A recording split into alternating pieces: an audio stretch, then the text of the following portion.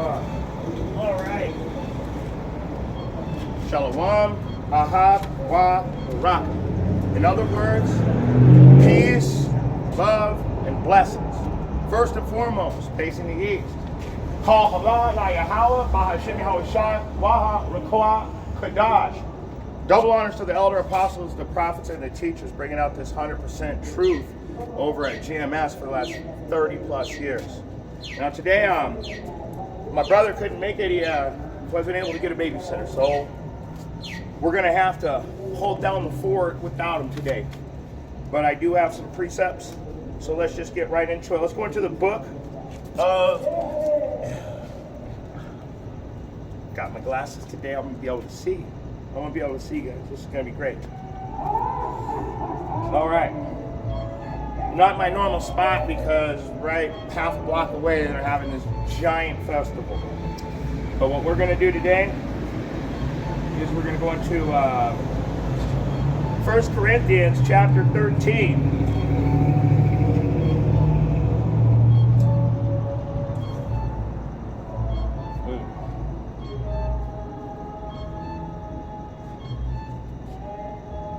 There we go. 1 Corinthians chapter 13, starting from the top. Though I speak with the tongues of men and of angels, and have not charity, I am become as sounding brass or a tinkling cymbal. And though I have the gift of prophecy, and understand all mysteries and all knowledge, and though I have all faith, so that I could remove mountains, and have not charity, I am nothing. So we got to figure out what charity is, right? In fact, let's do this. Let's go and I want to read it again. It's going to be beautiful because I'm going to read it to you in the NLT, the first 1 and 2.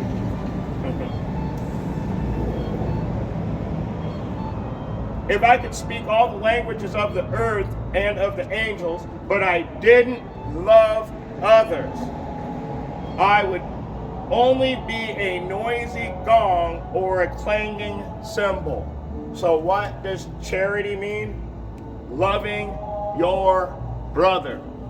So if I could speak all tongues of the earth and of angels, but didn't love others, I would only be a noisy gong or a clanging cymbal.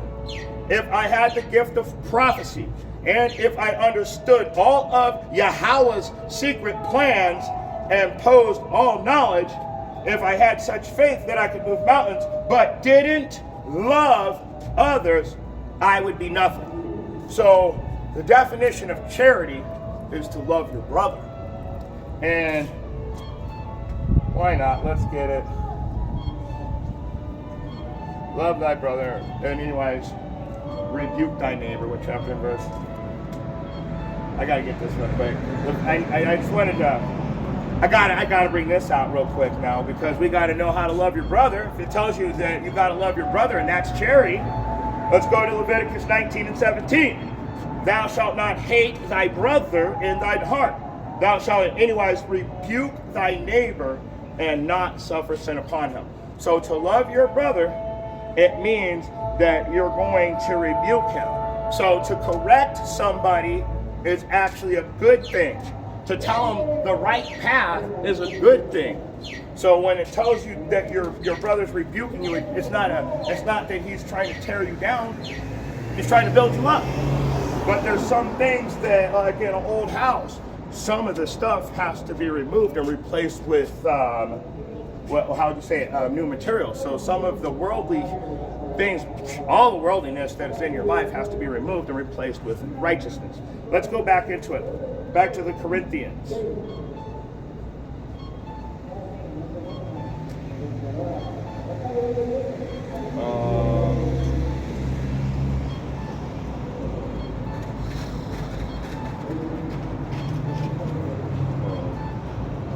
It gives me a really hard time with the actual, it hides my website. The website I like to use, the one I really like to use a lot, It hides it from me. Oh, I can do that. I just put it as possible. There it is. All right, going back into the Corinthians. So let me read 1 and 2 now again in the King James Version, because now we can understand it. Though I speak with tongues and of men and Salakia. This is 1 Corinthians chapter 1 and 1. Though I speak with the tongues of men and of angels and have not charity, I am become a sounding brass or a twinkling cymbal. And though I have the gift of prophecy and understand all mysteries and know in all knowledge, and though I have all faith so that I could remove mountains and have not charity, I am nothing. So if you don't love your brother, you are nothing. Let's skip down to verse 9. Let's just read all the way through. And though I bestow all of my goods to feed the poor, and though I gave my body to be burned and have not charity, it profiteth nothing for me. So if you go out and show the world how great you are, and you do all these things, but you don't really love your brothers, you're just going through the motions. So you're nothing. You've done nothing. You've moved forward not even an inch. Not even an inch. Charity suffereth long and is kind. So when you love your brother, you suffer long and you're kind. Okay? Loving your brother means to envieth nothing. So charity envieth nothing. Charity vaunteth itself, not itself. So charity vaunteth not itself. Am I in the 16:11 again? I'm always in the 16:11. It is not puffed up. So when you love your brother, you're not about yourself. You're not all puffed up. You're not all prideful on who you are. You're about helping your brothers. So let's keep going. Doth not behave itself unseemingly, seeketh not her own, is not easily provoked, thinketh no evil. So when you truly love your brother, you're not going to be easily provoked. You're not going to be thoughts of evil. You won't do wicked ass shit to him. Let's keep going. We're going to read all the way down through 12. Rejoiceth not in iniquity, but rejoiceth in the truth. So don't be prideful and joyful in sinning and going against the Most High's instruction. Be joyful in the truth and knowing that there is a path and a way out of this place. Beareth all things, believeth all things, hopeth all things, endureth all things. Charity never faileth. But whenever there be prophecies, they shall fail. Whether there be tongues, they shall cease. Whether there be knowledge, it shall vanish away. Are you guys getting this? Do you want me to, do you know what I'll do?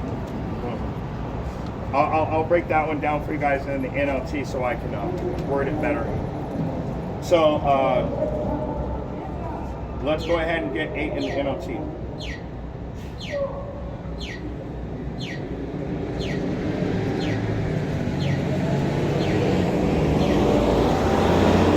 This is verse 8 in the NLT, so maybe it'll be a little easier to understand for you. Prophecy and speaking in unknown languages and special language will become useless, but love will last forever. Pretty simple. Pretty simple.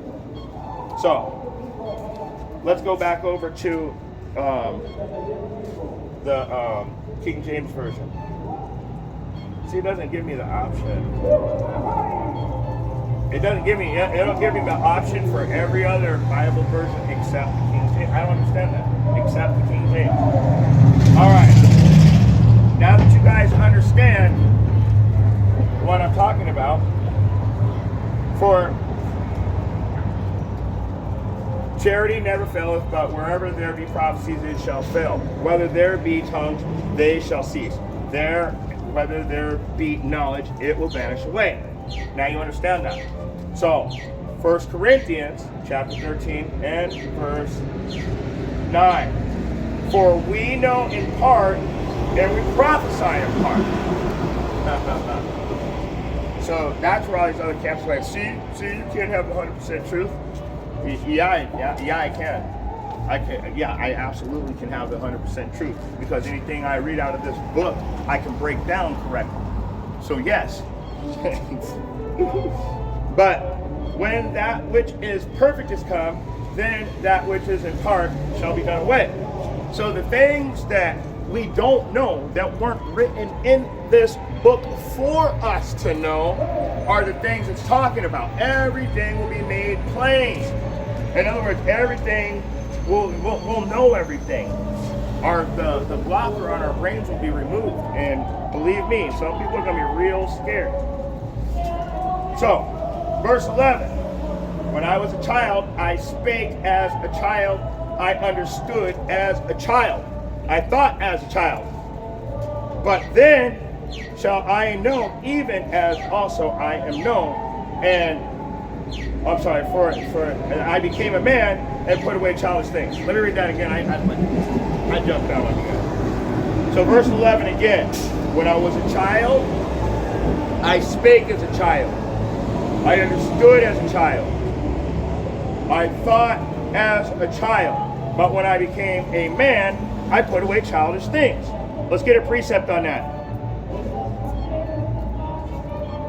So, when you're a child, you believe pretty much anything, and you'll do what children do. You play and imagine. But when you grow up, you get a grasp on reality, and you have to hold on to the truth. So let's go to Ephesians chapter 4, and we'll go to verse 14. That we henceforth be no more children, tossed to and fro, and carried away and carried about with every wind of doctrine. So when you were a child, they could tell you anything they wanted and you would believe them. So you thought as a child. Do you understand now?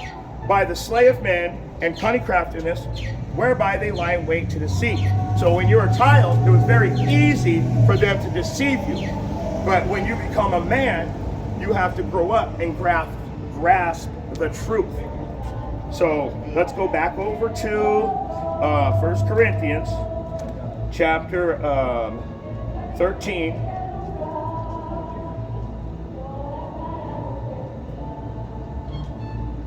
And we're going to pick up where we left off and read the last two verses.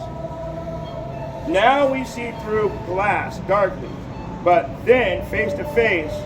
Now I know in part, but then shall I know even as also I am known. And now abideth faith, hope, charity, these three, but the greatest of these is charity.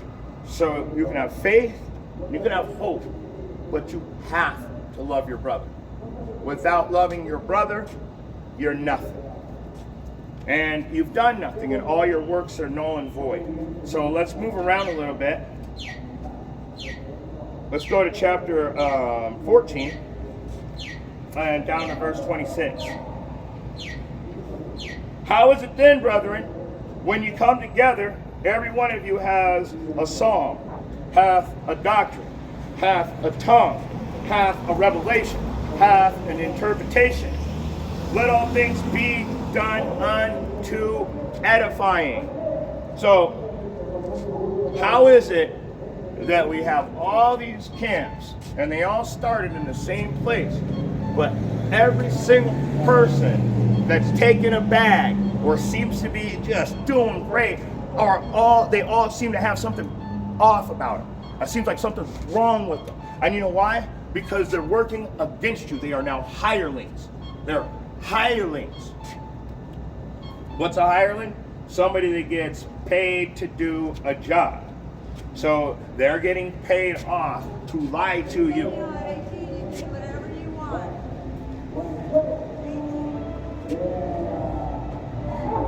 Therefore, I don't know, it's a woman just wrote something. I don't know what she wrote. Okay, so going back to verse 26. So now we understand it. How is it that that when the brothers come together, everybody comes together and they have their own psalm. Everybody's saying something different, like these unity camps. How can you have a unity camp? And how can you be a Christian and a Muslim and all these other people and act like you guys can get together in unity when you can't? Because you contradict each other with your daily practices. Let me read another one. If any man speak in an unknown tongue, let it be by 2, or at the most by 3, and that by course, and let one interpret. So it's saying, Tazmaz is standing right here, and either he's teaching a class or I'm teaching a class. So either he's reading and he's reading while I'm breaking down scripture, or I'm reading and he's breaking down scripture. But so that's what it's talking about. If any man speak in an unknown tongue, so this Bible, even though I'm speaking to you in a plain English, when I read the book, you don't understand it because it's written in parable. So I'm speaking an unknown tongue to you. So I need to interpret what I'm saying. That's why I read a scripture and then I break it down and explain to you what's going on in the scripture. Okay? Also, let's move around some more. Let's jump up to, let's go to verse 30. I'm just going to read all the way through 33. Let the prophet speak 2 or 3, and let others judge. So, you may judge, but remember this. Judge righteous judgment. You may judge, but make sure you have your facts right. Because if you're coming in and judging wickedly, then you're a wicked person and you have a wicked judgment, and that means that you're going to go and judge towards a wicked path. So when you're out there thinking that you're judging, make sure you're making a righteous judgment to the people. So, verse 33, again, verse 30. If anything be revealed to another that sitteth by, let the first hold his peace. So this is beautiful. You ever watching the camps and you'll see him, and somebody will just be standing there, they'll go, precept, and he'll wait, but the guy heard him. So when he's finished making his point, he'll say, go ahead, brother, get your precept. That's what it's saying. That's what it's saying. So let me read it again. If anything be revealed to another that sitteth by, let the first hold his peace. So so he's going to let you bring out your precept, and then you guys are going to move on. Let's jump around some more. Let's go to the book of 2nd Ezra.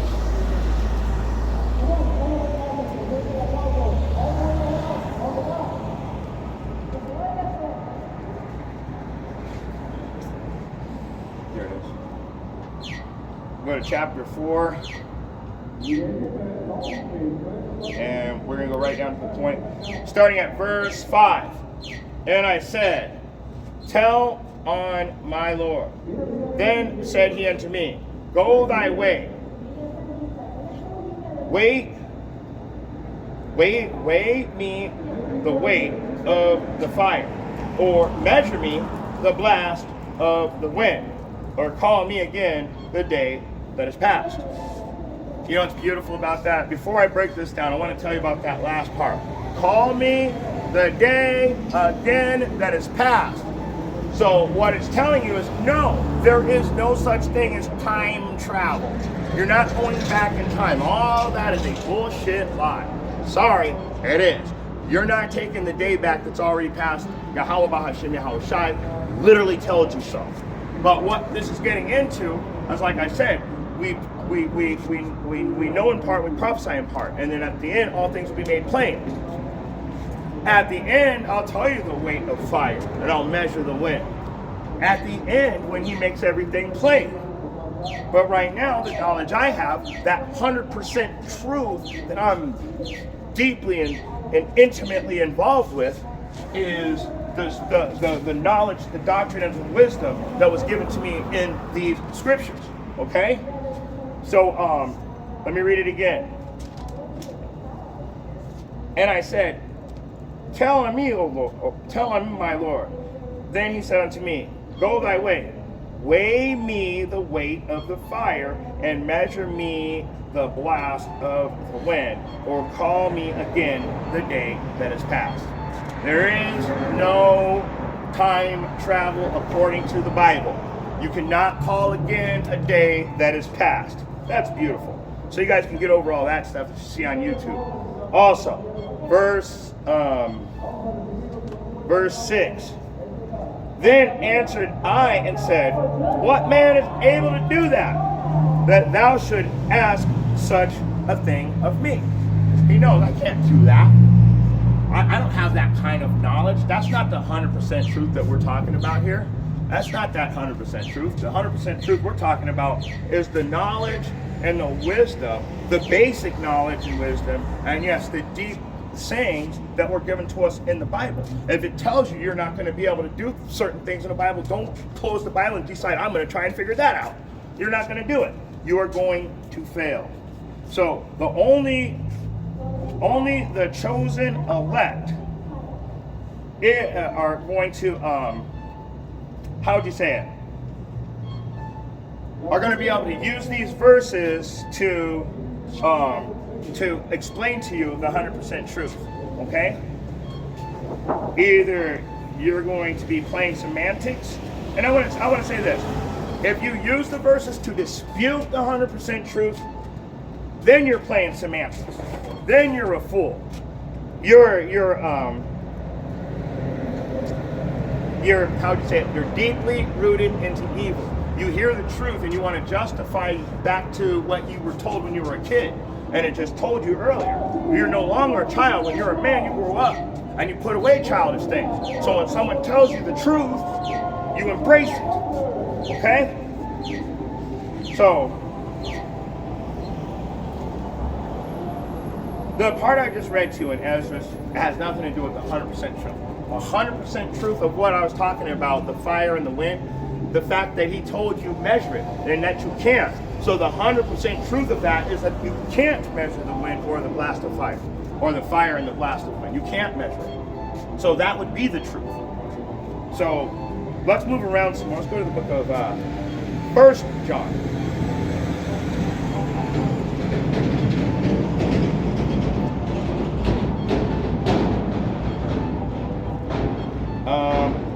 We're going to go to chapter 2, and we're going to read verse 19.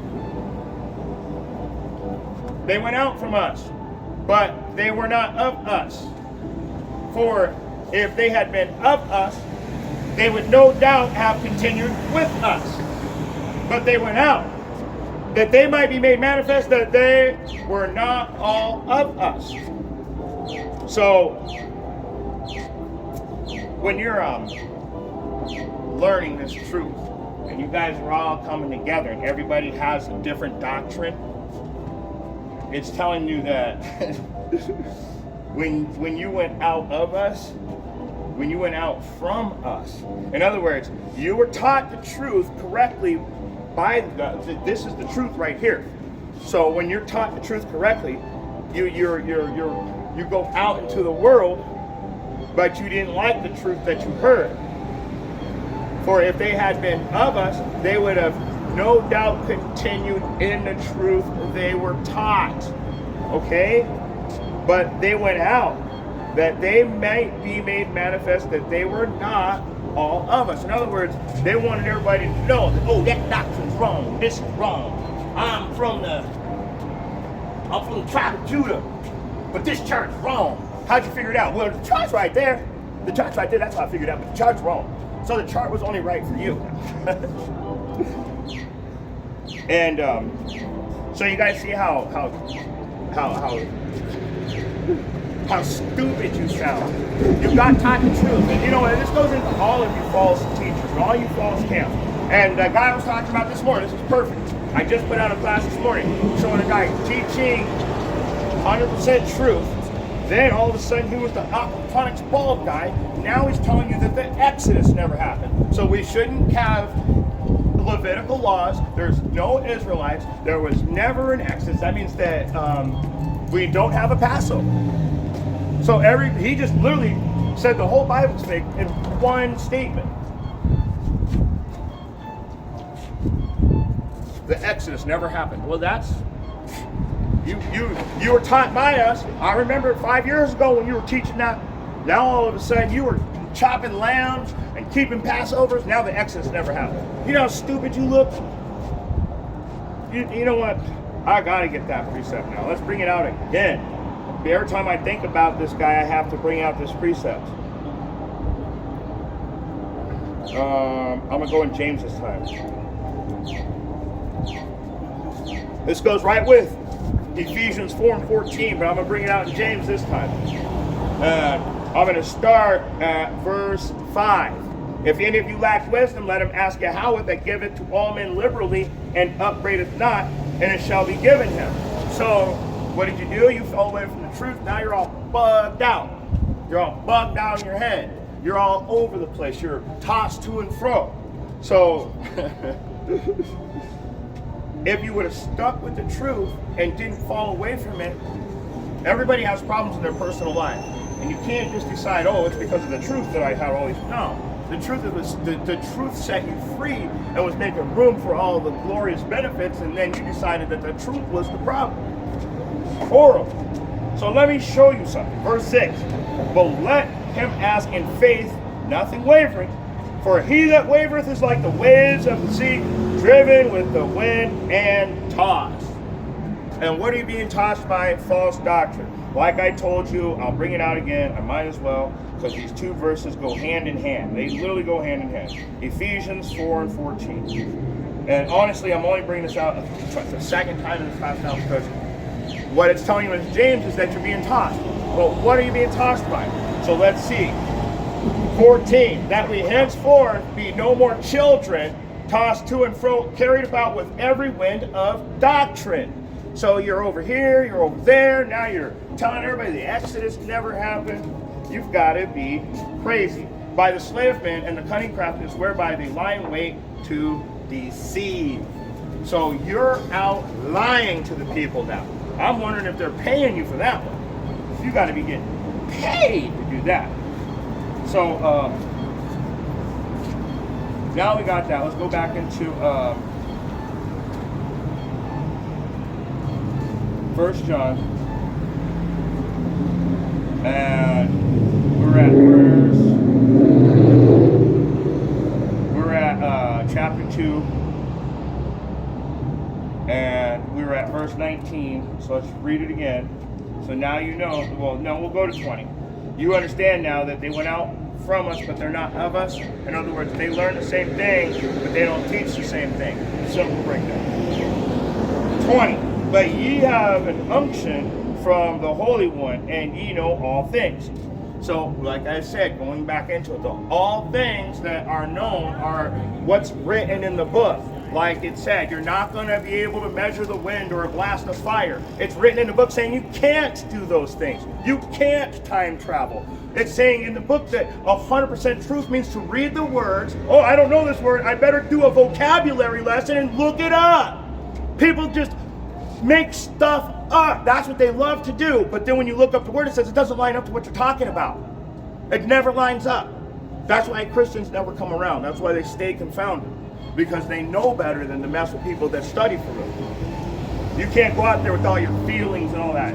This isn't an emotional book. This is an unemotional book. This is a book of instructions for certain people. And our job was, yes, to teach the earth these instructions. No, we didn't. What we did is went and followed your lust. And you know why? Because the Most High made us go off on purpose. And there's a reason why we went off. So we can appreciate the kingdom when it's given back to us. You can't appreciate nothing unless you work for it. And believe me, He's made us work harder than anybody, and we've got nowhere. So you know there's something coming soon. Let's go back into it. 1 John chapter 2 and 21. I have not written unto you because you know not the truth, but because you know it, and that no lie is of the truth. So when you start saying things like the Exodus never happened, you better have some proof on that, bro. You're taking the whole Bible and tearing it apart, and like you literally just changed the whole Bible. And we all know what it says in Revelation 22 and 18 and 19. You add to it, you take away from it, you'll be taken out of the book of life. All the plagues of earth will be added to you. Let's keep going. Let's go down to, let's go over to the book of St. John.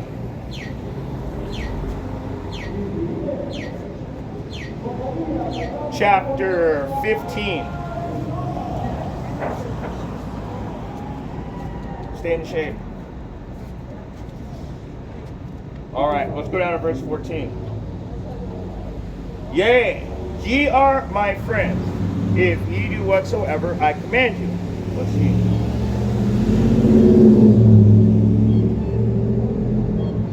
Looks like that might be in red. Ye are my friends, if you do whatever so I command you.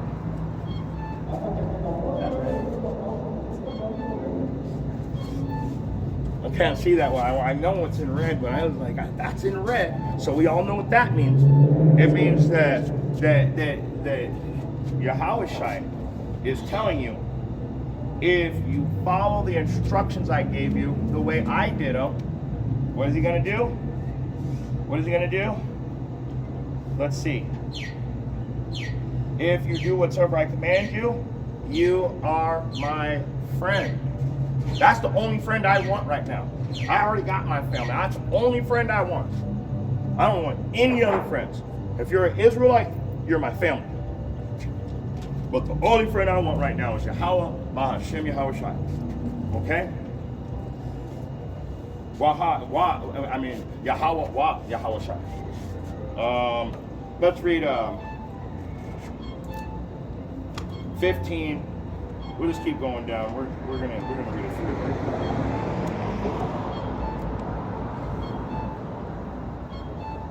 few. Okay. Henceforth, this is 1 John 15 and 15. Henceforth I call you not servants, for the servant knoweth not what the Lord doeth. See, you see that's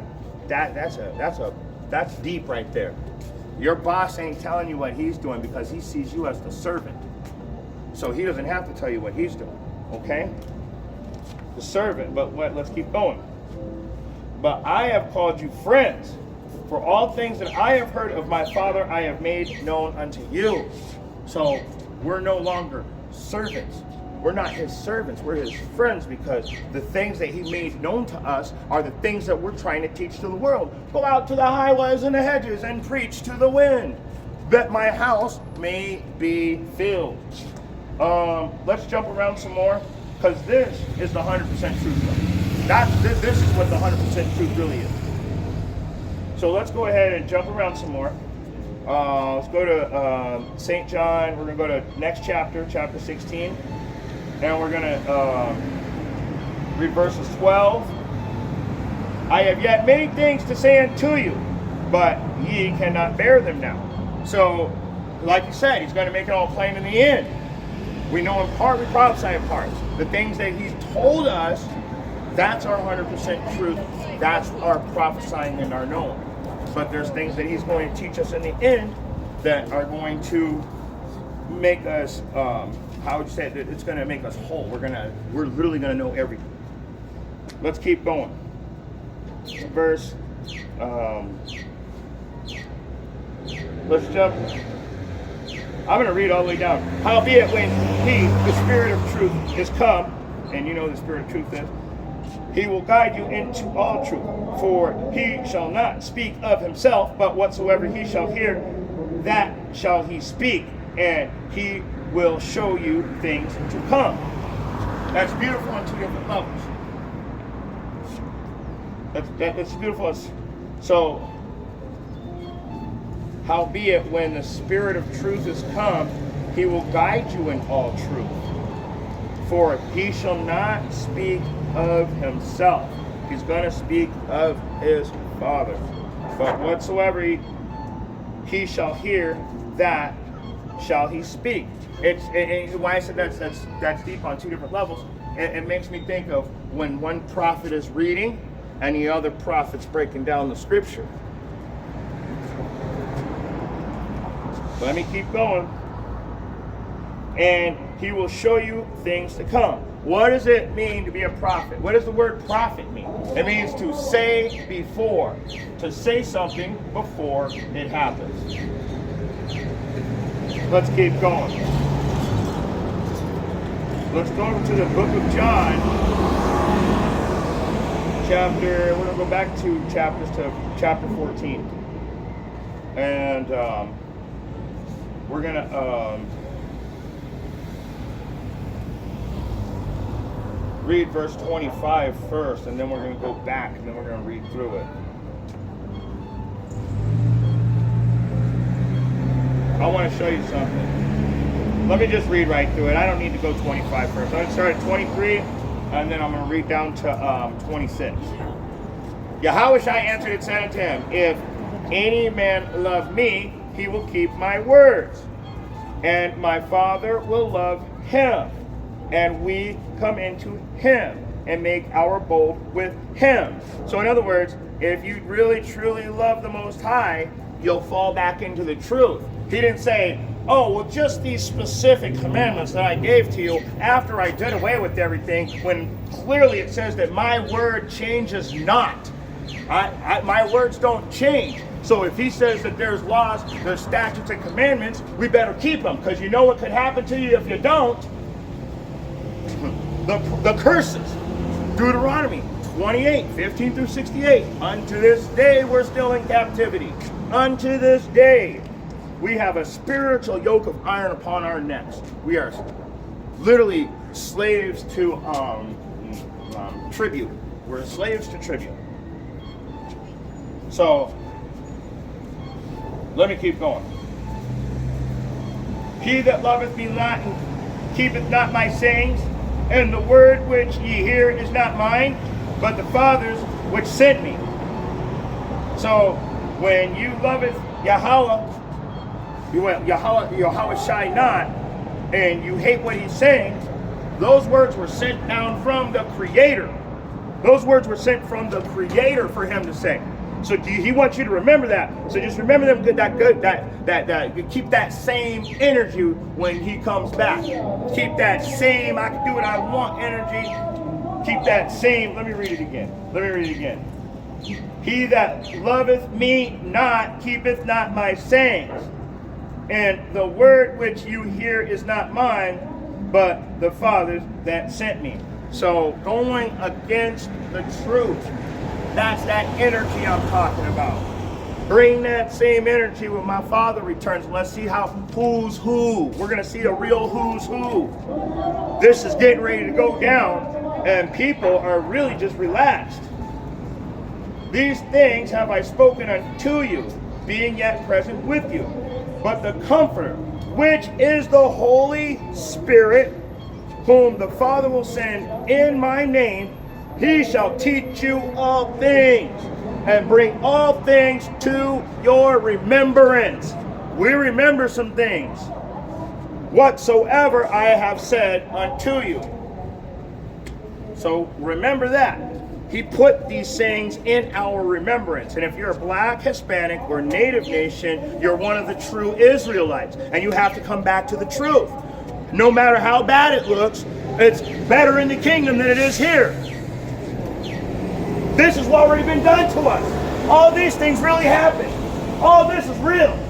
This is just a history lesson on paper. That's the crazy part. People turn their noses up as high as they can like this shit didn't happen to us. I'm a Gadite. I'm an Indian. People walk around calling me nigger. So think about that. The real ones are back. Go back into the book of Romans.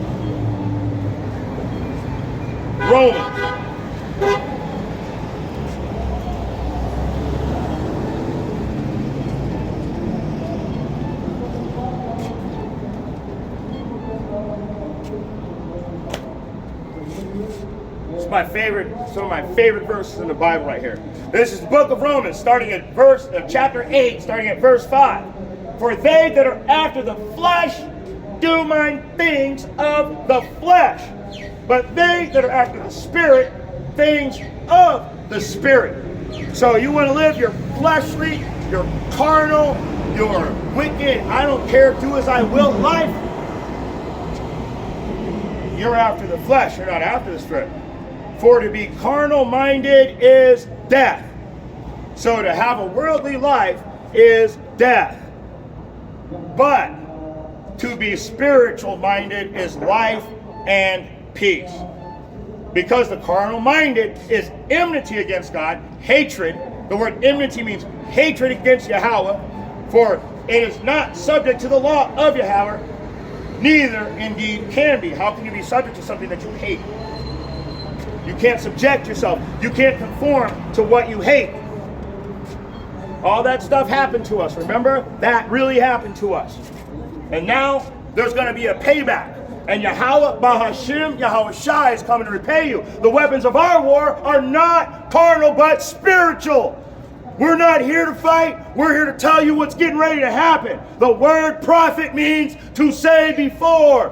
This place is doomed. You're walking around in a brick oven and it's going to get cooked. That's the real 100% truth. Wake up. Let me keep going. To be carnally minded is death. To be spiritually minded is life and peace. Because the carnal minded is hatred against Yahweh, for it is not subject to the law of Yahweh, neither can be. So then they that are in the flesh cannot please Yahweh. You're not pleasing to the Most High by doing whatever you want and making your own justifications to the laws. You're adjusting the laws, you kicked yourself out of the book of life. Let me get one more. 26. Likewise, the Spirit also helpeth our infirmities.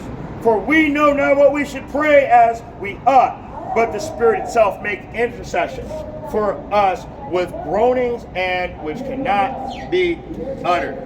So, the Spirit, the Comforter, that Holy Spirit that's put on you from Yahweh Bahashim Yahweh Shai, it says right here that it helps us in when we're trying to pray. It makes sure that we speak the words correctly so we don't go off when we're trying to pray to Yahweh Bahashim Yahweh Shai sincerely. Now, I only got one more. I'm going to go into the book of book of Revelation, and we're going to close out. Revelation chapter 22. You know I like to get verse 7. Behold, I come quickly. Blessed is he that keepeth the sayings of the prophecy of this book. Everybody that's doing what you're supposed to when he shows up, you're going to go home. Everybody that's justifying your lifestyle of carnality, your worldly life, you're doomed. So, remember that. Verse 12. And behold, again, I come quickly, and my reward is with me, to give every man according to his work shall be. Verse 14. Blessed are they that do his commandments, that they may have the right to the tree of life and enter in through the gates into the city.